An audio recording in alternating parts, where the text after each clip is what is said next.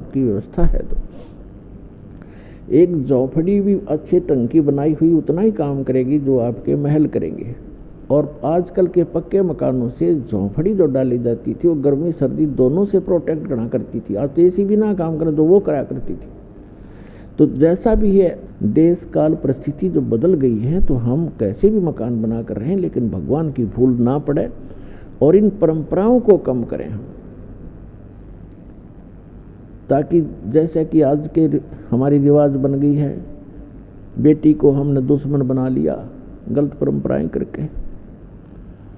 क्योंकि लड़की जन्म होते ही हम ये मान लेते हैं ये बाहर बन गई, क्योंकि इसका विवाह करना 2-4 लाख रुपया लगाने पड़ेंगे तब कोई ग्रहण करेगा। फिर उसको बच्चा होगा, कदे पी लिया, कदे छूत छक, कदे फलाना, फिर भात हो गया। तो ये क्या आवश्यकता है इन चीज़ों की? ये अपने ये मैन मेड है, गॉड मेड नहीं है।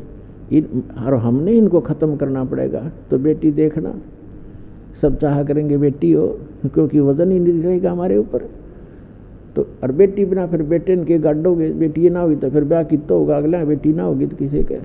तो हमारी बुद्धि पर पत्थर पड़ गए, हम भगवान से दूर होकर समाज में ही रंग गए और उसी दृष्टिकोण से सोचने लग गए। तो इनसे ऊपर उठना पड़ेगा, तब हम भक्ति कर सकते हैं। हम सतलोक चलना है तो इन मर्यादाओं का अपना पालन करना पड़ेगा। यदि आप विद्यार्थी हैं तो विद्यार्थी वाला ही काम करे। और फिर वो अगर वो बच्चों में गधों पर बैठकर घूमता है गाँव में जाकर तो विद्यार्थी नहीं है और स्कूल आता नहीं है। इस प्रकार आप जी ने ये अन्य परंपराएं त्यागनी होंगी। तो कहने का भाव ये है कि परमात्मा स्वयं आते हैं, एक लीला करके दिखाते हैं कि भक्त को केवल इतना ही पर्याप्त है, इससे अधिक नहीं।